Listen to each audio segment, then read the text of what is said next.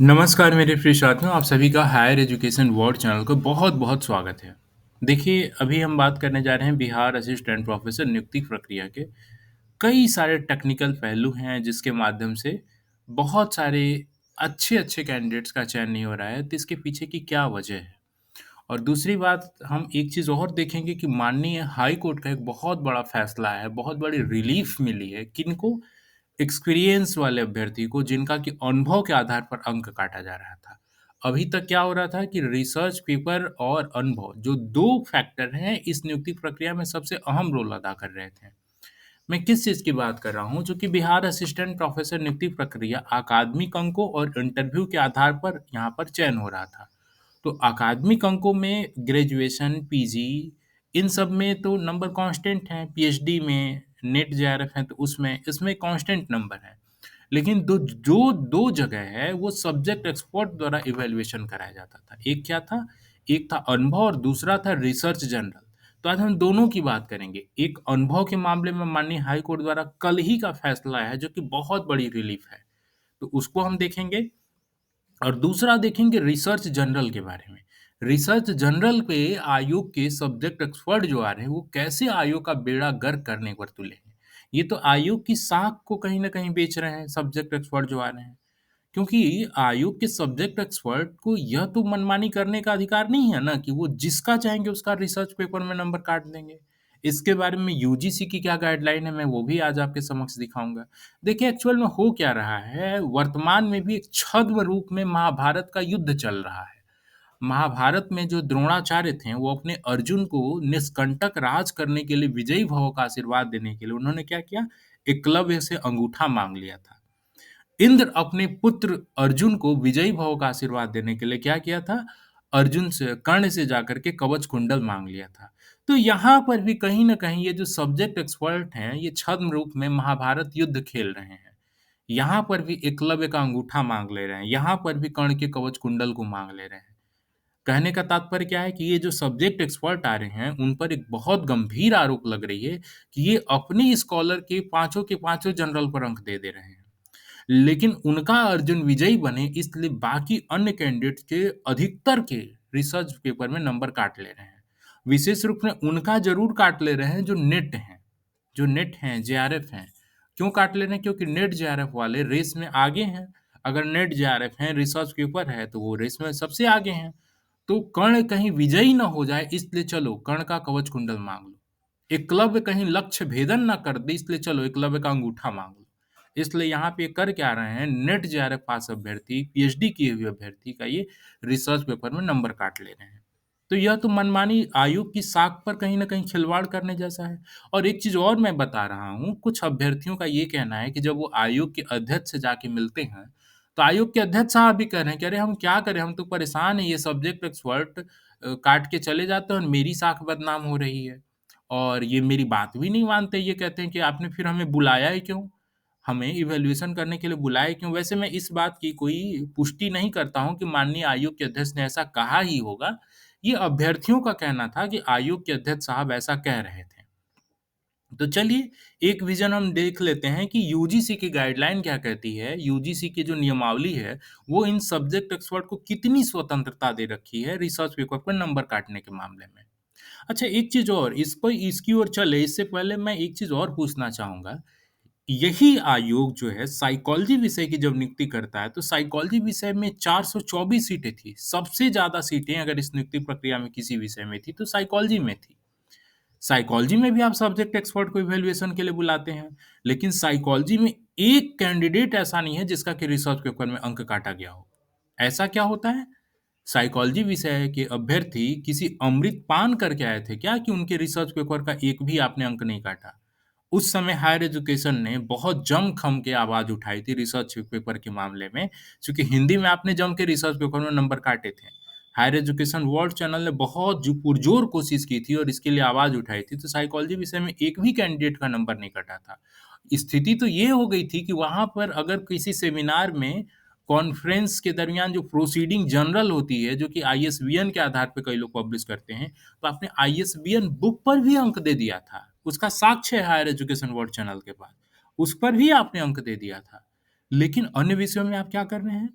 अन्य विषयों में जो सब्जेक्ट एक्सपर्ट आ रहे हैं, वो अपनी मनमानी पुरज़ोर तरीके से कर रहे हैं ताकि उनका अर्जन अर्जुन विजयी भव का आशीर्वाद ले लें उनसे। निष्ठा इस तरह नहीं होती है। एक निष्ठावान व्यक्ति ऐसे ही अपनी निष्ठा को दाँव पे नहीं लगाता है कि अपने अर्जुन को विजयी बनाने के लिए आप जो है कि कर्ण का कवच कुंडल ले लें, एकलव्य का अंगूठा काट लें। यह तो आधुनिक समय में आप यही कर रहे हैं। देखिए ये प्रमोद कुमार प्रभाकर जी हैं, ये सोशियोलॉजी विषय के कैंडिडेट हैं, नेट हैं, जेआरएफ हैं, लेकिन इनका देखिए इनका जो है रिसर्च पेपर में अंक काट दिया गया, 0 अंक दिया गया है। मतलब कोई भी रिसर्च पेपर इनका आयोग के मापदंड के अनुसार सही नहीं था। अच्छा सबसे मज़ेदार बात ये है कि सेम जनरल रहने पर आपके अगर स्कॉलर का है, आपके चहेतों का है, उनका आप अंक दे रहे हैं। सेम जनरल अगर किसी अन्य अभ्यर्थी का है, उसका अंक काट ले रहे हैं और सेम जनरल में किसी दूसरे अभ्यर्थी का उसका आप अंक दे रहे हैं। तो जो जनरल है उसकी इवैल्यूएशन करने वाली जो कमिटी है वो तो सेम ही कमिटी है। एक ही कमिटी दोनों रिसर्च पेपर को स्वीकृत की होगी। तो उस कमिटी के एक जनरल को आप सेम नेचर के रिसर्च पेपर होने के बावजूद भी काट ले रहे हैं और एक को जोड़ ले रहे हैं। ये कैसा मापदंड है भाई? ये तो अजीब आपके मापदंड का तरीका है। यूजीसी की गाइडलाइन क्या कहती है इस पर हम चलते हैं। देखिए यूजीसी की गाइडलाइन आती है आपके समक्ष मैं देखिए दिखा रहा हूँ। ये आती है 16 सितंबर 2019 16 सितंबर 2019 को आती है। तो 16 सितंबर 2019 को एक्चुअल में उस समय होता क्या है कि एक नई लिस्ट जारी की जाती है यूजीसी के द्वारा जिसको कहते हैं यूजीसी केयर। जो एक मानद पत्रिकाओं के लिए एक नया लिस्ट जारी करता है। ये अलग बात है कि वर्तमान में यूजीसी केयर लिस्ट को भी अब निरस्त करने के लिए अमेंडमेंट यूजीसी ने ड्राफ्ट बना लिया है और इसको जल्द ही निरस्त करने जा रही है। इसके लिए अभी ड्राफ्टिंग बना लिया है और इस पर वर्क चल रहा है। तो इस पर क्या कहता है यूजीसी का गाइडलाइन? देखिए एक्चुअल में अभी तो वर्तमान में यूजीसी केयर भी हट गया, तो उसका क्या स्वरूप होगा, उसका क्या सब्स्टिट्यूट होगा, वो आपको अगले वीडियो में देखने को मिलेगा। हाल में उस पर भी video higher education board channel द्वारा लाया जाएगा। लेकिन अभी हम देखते हैं कि रिसर्च जर्नल इवेल्युएशन के मामले में यूजीसी की गाइडलाइन क्या कहती है।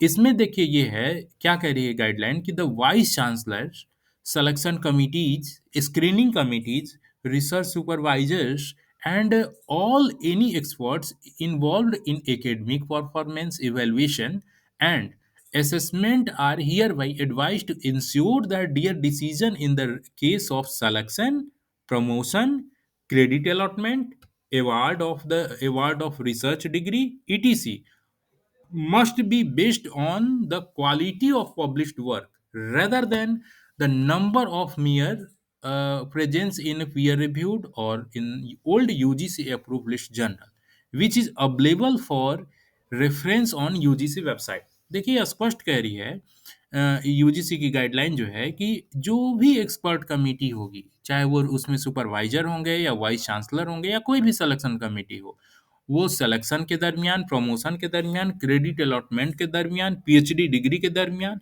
वो रिसर्च जर्नल का इवैल्यूएशन करेंगे। गाइडलाइन कहती है, लेकिन किस तरह के जर्नल का करेंगे? जो पीयर रिव्यूड जर्नल हो, जो यूजीसी अप्रूव्ड लिस्ट जर्नल हो, जो कि पुराने old UGC approved list journal, मतलब जो केयर लिस्ट में शामिल हैं, उनका नहीं, जो old UGC approved list journal उनका। और आपके सब्जेक्ट एक्सपर्ट क्या कर रहे हैं? ये तो केयर का भी न अंक काट दे रहे हैं।